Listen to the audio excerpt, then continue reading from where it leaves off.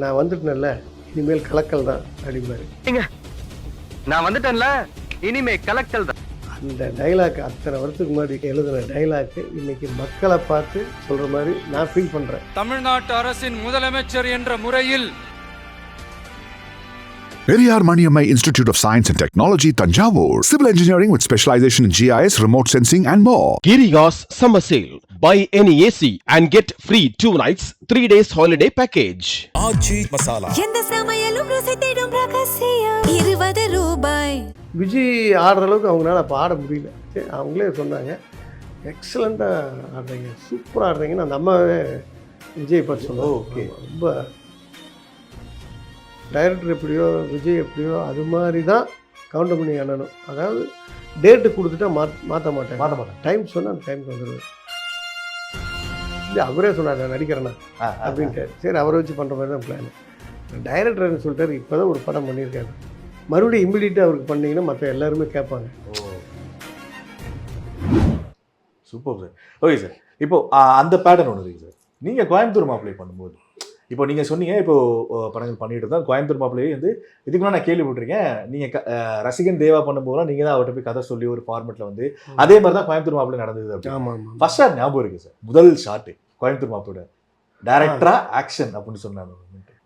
அதாவது அந்த படத்தில் வந்து ஃபஸ்ட்டு இன்ட்ரடக்ஷன் ஷாட் தான், ஒரு அறிமுகம்.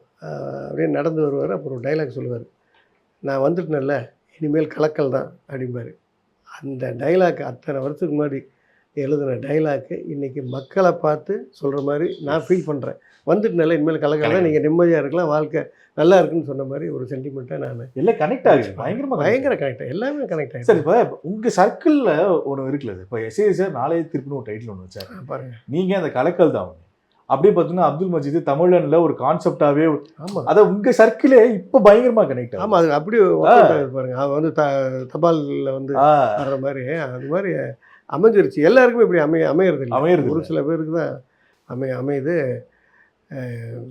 ஆக்சுவலாக வந்து நான் வந்து எம்ஜிஆருடைய பயங்கரமான வெறிய ரசிகன். அவருடைய படங்கள் தான் நான் மேக்சிமம் பார்க்குறது, எல்லாமே பண்ணுறது.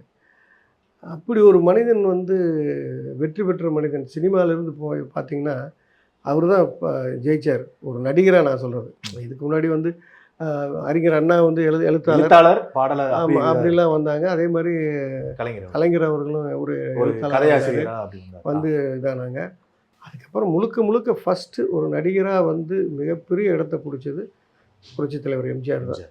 அதுக்கப்புறம் பார்த்தீங்கன்னா என்டிஆர். அதுவும் வந்து சொல்லி உனக்கு எவ்வளோ மக்கள் ஃபேன்ஸ் இருக்காங்க, உன்னை தேவிடுங்கிறாங்க, நீ ஏன் நடிக்கிறது விட்டதுக்கப்புறம் போய் கட்சி ஆரம்பின்னு எம்ஜிஆர் சொன்னதுக்கப்புறம் தான் அவர் போய் கட்சி ஆரம்பிச்சார்.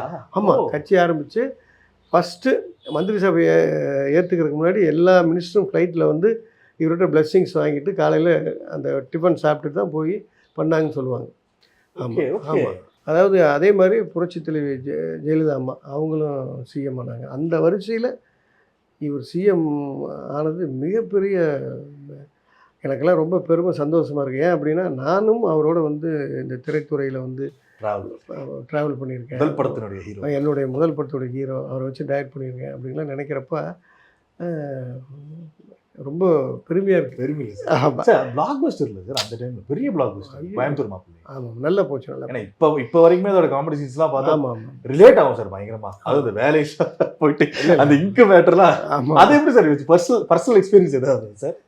அதாவது ஒரு விஷயத்தை நம்ம ப்ரூவ் பண்ணணும், பொய்யை உண்மையாக்கணும்னு நம்ம எந்த அளவுக்கு வேணாலும் இறங்கி வேலை செய்ய முடியாது. அது மாதிரியான ஒரு விஷயங்களை ரொம்ப ரொம்ப நம்பிக்கையை ஏற்படுத்தணும் அப்படிங்கிற மாதிரி நான் போகிறப்ப இது பண்ணிக்கிறது. அதுக்கு முன்னாடி அவர் இருப்பார். அதெல்லாம் வந்து ரொம்ப அதெல்லாம் வந்து ஒரு விஜய்க்கு எப்பவுமே வந்து இந்த கோயம்புத்தூர் ஸ்லாங்னா ரொம்ப பிடிக்கும். கோயம்புத்தூர், ஆமாம், அதெல்லாம் வந்து நம்ம அங்கே இருந்ததுனால சொன்ன ஒரு விஷயங்கள் தான் அதை அப்படியே ஃபாலோ பண்ணிட்டாரு. ஆமாம், அதே மாதிரி அவருக்கு வந்து கவுண்டமணி அண்ணனோட நடிக்கணுங்கிறது ஒரு ரொம்ப விருப்பம்.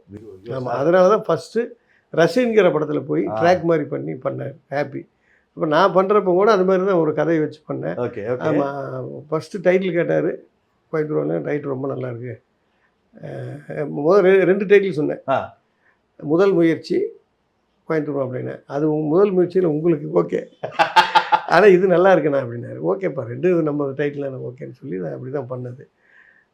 அப்போ இந்த கேரக்டர் யாருன்னா இப்போ மாதிரி கவுண்டமணி அண்ணன் பண்ணுறாரு. சூப்பர்ண்ணா சூப்பர். ரொம்ப ரசிப்பார். கவுண்டமணி அண்ணனை வந்து ரொம்ப ரசிப்பார்.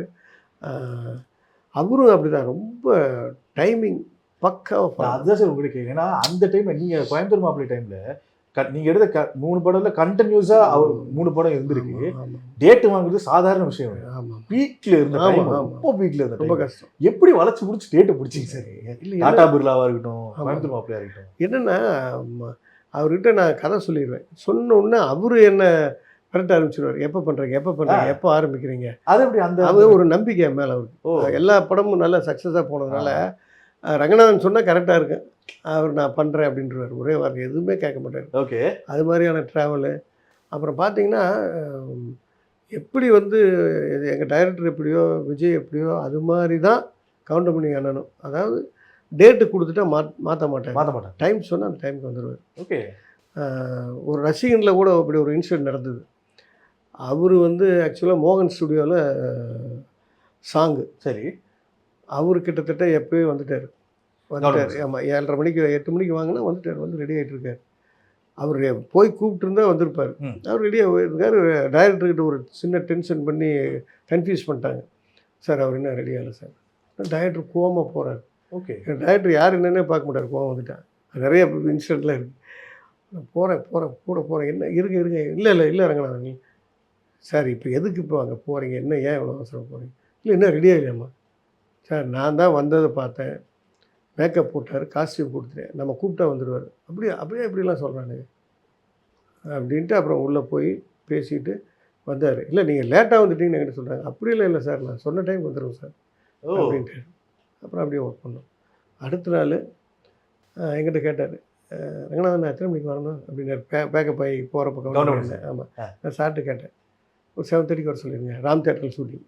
சரி ஆனால் 7:30 வந்துருங்க அப்படின்னு. 7 மணிக்கு வந்துட்டார். டைரக்டர் வந்து எப்படி நமக்கு முன்னாடி வந்துட்டார். இல்லை சார் அவருக்கு ஒரு கான்சியஸ் கரெக்டாக வந்துட்டார். யாரோ ஒருத்தர் சொல்லிட்டாங்கிறதுனால அவருக்கு இதாகிட்டார் அப்படிங்கிற மாதிரி. அதாவது இவரை பற்றி உங்களுக்கு கம்ப்ளீட்டாக தெரியும். உங்களுக்கு கம்ப்ளீட்டாக தெரியும். அதனால் அது மாதிரி ரைட்டாக அப்புறம் ரொம்ப டைரக்டர் அவர் ரொம்ப இதாகிட்டாங்க.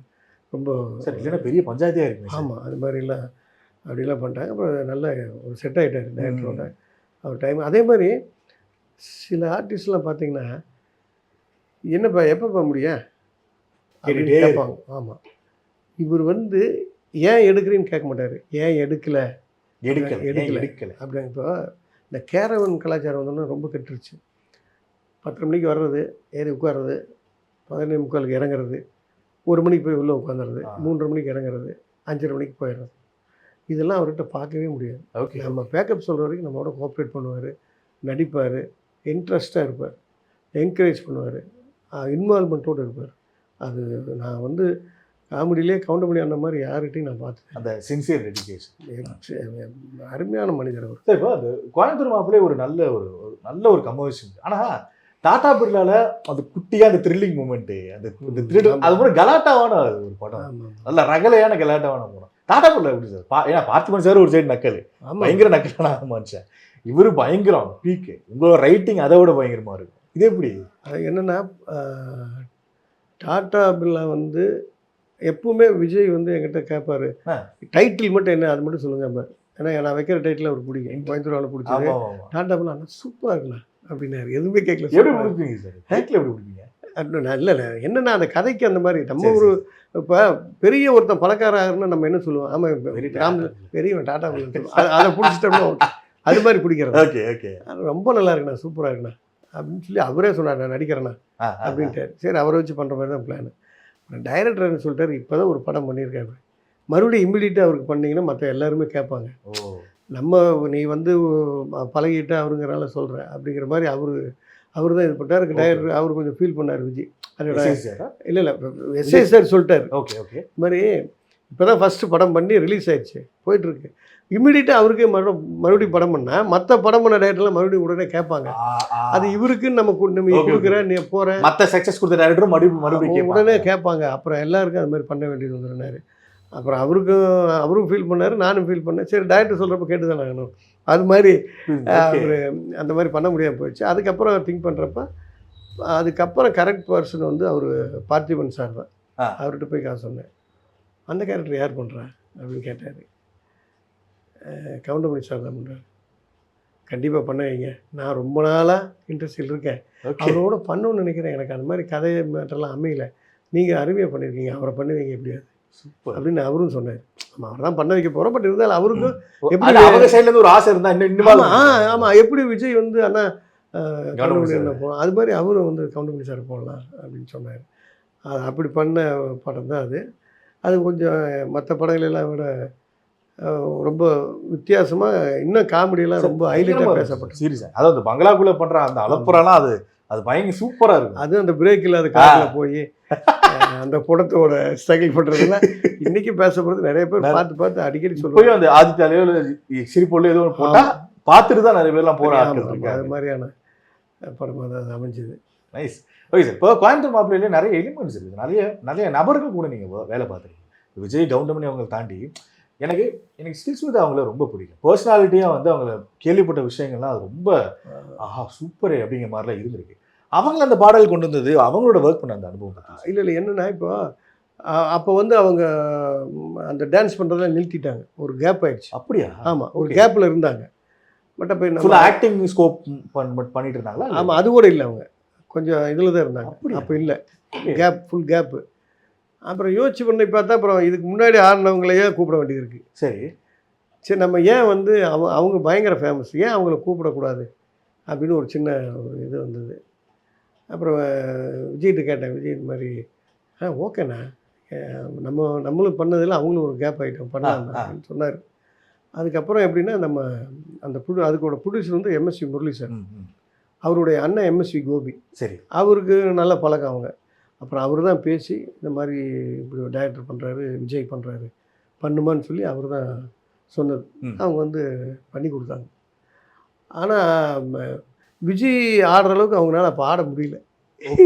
ஆனால் அவங்க சூப்பர் ஓரளவு பண்ணாங்க. பட் அந்த நல்ல டான்ஸரு, அதை விட இவர் எனர்ஜி இருக்குல்ல, அவங்களுக்கு ஒரு கேப் ஆகிடுச்சு, இதாகிடுச்சு. அவங்களே சொன்னாங்க, எக்ஸலண்ட்டாக ஆடுறீங்க, சூப்பராக ஆடுறீங்கன்னு அந்த அம்மாவே விஜய் பார்த்து சொன்னாங்க. ரொம்ப சில ஷார்ட்ஸ்லாம் நாங்கள் அங்கே இருந்ததுனால தெரியும். சரி, இவர் பண்ணிடுவார், அவங்க கொஞ்சம் இது பண்ணுவாங்க, அப்புறம் மாற்ற வேண்டியிருக்கேன், இவர் பக்காவை பண்ணுவார். அதெல்லாம் பார்த்துட்டு எக்ஸலண்ட்டாக பண்ணுறீங்க, சூப்பர் அப்படின்னு ரொம்ப இதாக சொன்னாங்க. அவர் பாட்டு அதெல்லாம் நல்லா இருந்தது. எல்லாருமே சொன்னாங்க, ஒரு டிஃப்ரெண்ட்டாக இருந்தது அவங்கள ஆட வச்சது அந்த சாங்கு அப்படின்னு சொல்லி சொன்னாங்க. அது மாதிரி தான் அப்படி ஃபிக்ஸ் பண்ணணும். ஆக்சுவலாக அதில் ஒரு பாட்டி கேரக்டர் இருந்தது, அது பானுமதி அம்மா பண்ண வேண்டியது. ஆமாம், அதுக்கு எவ்வளவோ போராடினேன் நான். ஓகே சார், பயங்கரமாக. ஆமாங்க, அது என்னென்னா வெளியே தெரியறதில்லை. இப்போ வந்து நம்ம ஒரு கதை பண்ணுறப்ப ஒரு 100% பண்ணிடுறோம். அந்த ஆர்டிஸ்ட்னு நெருங்கி போகிறோம் பார்த்தீங்களா, அதில் 80, 70ன்னு குறைய ஆரம்பிச்சிருக்கு. அப்போ நம்ம வந்து 100 மார்க் பரிசு எழுத முடியறதில்லை, கிடைக்கிறது பயங்கரம். ஆமாம், பானுமதி அம்மா பேசி எல்லாம் சொல்லிட்டேன். அப்போ அவங்க எங்கேயோ ஏதோ வெளிநாடு ஏதோ போகிற மாதிரி ஒரு ப்ரோக்ராம் அவங்களால மிஸ் ஆகிடுச்சு. இல்லாட்டி இந்த பாட்டி கேட்டால் நம்ம பண்ணியிருப்பாங்க, இன்னும் சூப்பராக இல்லை நல்லா பண்ணியிருந்தாங்க. பட் மாநிலம் யோசிச்சு பார்க்கும்போது இப்போ யூஸில் எல்லாம் மனோரமா அவங்க தான் போடுவாங்க, யூஸில் இருக்குங்கிறனால தான் அந்த அம்மா திங்க் பண்ணிச்சு. அப்படி இல்லாதனால தான் அந்த தெலுங்கு அம்மா அவங்க நிறைய சீனியர் ஆர்டிஸ்ட் நிறைய பண்ணியிருக்காங்க. அப்புறம் அவங்கள பண்ண வச்சோம் அந்த கேரக்டர். அப்புறம் கரண் கூட பண்ணியிருப்பாரு. கரண் இப்போ எங்கே இருக்காருன்னு தெரியல மனுஷன். பேசிங்களா சார் ரீசெண்டாக எங்கேயாவது? எப்பயாவது ஒரு 2-3 மாதத்துக்கு முன்னாடி பார்த்தேன், பேசுகிறேன், அன்எக்ஸ்பெக்டடாக பார்த்தேன். ஓகே, நல்லா இருக்கு. அதனால் அருமையான ஆர்டிஸ்ட்.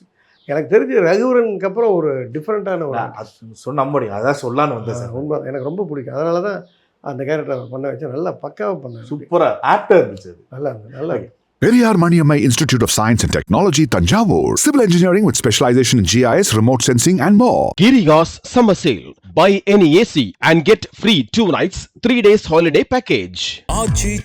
எந்த சமையலும் ருசி தேடும் ரகசியம் 20 ரூபாய்.